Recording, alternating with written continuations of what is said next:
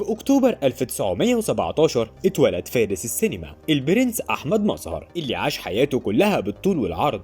درس حربية وفروسية وكان واحد من الضباط الأحرار ومن أهم فنانين الزمن الجميل. معقولة حد بالمواصفات دي ولاده يقرروا إنهم يحجروا عليه في الآخر؟ كملوا معانا الفيديو للآخر عشان تعرفوا حقيقة حكاية حجر أولاد أحمد مظهر عليه. الفنان أحمد مظهر من يومه هو ابن ذوات مؤصل، اتربى أحسن تربية وتعلم أحسن تعليم، فكان لازم يدخل مدرسة تكمل الوجاهة والشياكة، ووقع الاختيار طبعا على مدرسة الحربية. أصله من يومه هو بيحب الخيل وكان نفسه يبقى فارس في يوم من الأيام، ولأجل البخت اتخرج أحمد مظهر من الكلية الحربية سنة 38 مع الدفعة اللي غيرت تاريخ مصر كله، صاحب السادات وجمال عبد الناصر وعبد الحكيم عامر والناس الحلوة دي كلها، وحارب معاهم كمان في حرب فلسطين وثورة 23 يوليو. كان فرد مهم جدا وكان الكل منتظر ليه منصب مهم جدا بعد الليلة دي ما تخلص. لكن أحمد مظهر فاجئ الكل بعد ما نداهة الفن ندهته وقرر انه يشتغل في السينما اللي جاله عرض فيها قبل كده في الاربعينات، وكان خلاص هيبدأ ينطلق في عالم السينما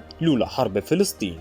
لكن بعد ثورة يوليو ولما جات له الفرصة انه يشارك في فيلم رد قلبي قال لك ما بدهاش بقى، انا لازم استغل الفرصة دي واشتغل في السينما واحقق الحلم المتأجل بقاله كام سنة كده. لكنه اصطدم بقوانين الضباط الاحرار اللي حطوها لنفسهم، وهي انه ما ينفعش ضابط وواحد من الصف الاول للضباط الاحرار يشتغل ارتست، دول كان الناس تاكل وشنا.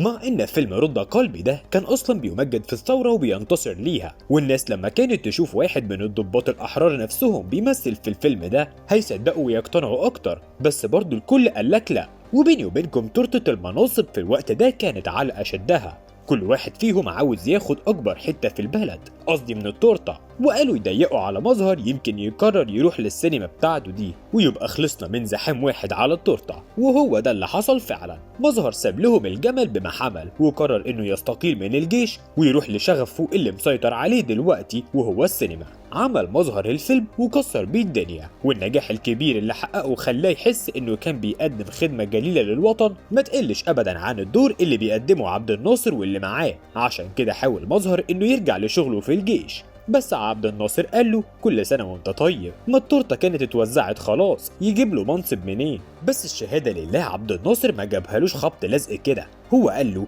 ده انت بقيت مشهور ومحبوب اكتر منا، يا بختك انت تخليك في التمثيل احسن لك.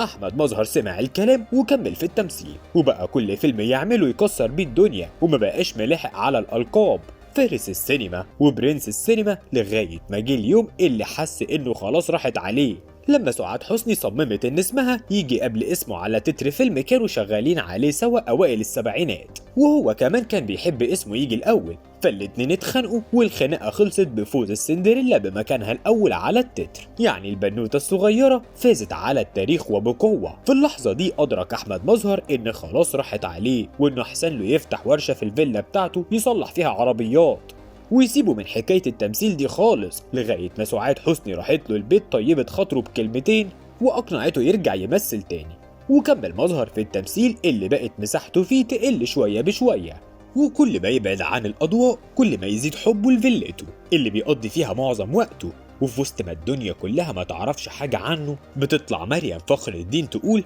إنها عرفت من أحمد مظهر شخصيا إن ولاده قرروا إنهم يحجروا عليه عشان يفوزوا بال30 فدان اللي عنده واللي كل واحد فيهم 8 مليون جنيه، وإنها لما عرفت إن ولاد مظهر عملوا فيه كده قالت تلحق نفسها وتوزع ال10 فدان اللي حيلتها على ولادها قبل ما يعملوا زي ولاد مظهر ويحجروا عليها هي كمان. بس الحقيقة إن الحكاية دي مفيش أي حد حكاها في الدنيا إلا مريم فخر الدين، ومفيش أي مصدر تاني بيروج للحكاية دي. والواقع بيقول إن الفنان أحمد مظهر فضل في بيته معزز مكرم لغاية آخر يوم في حياته سنة 2002 ومحدش قدر يخرجه منها.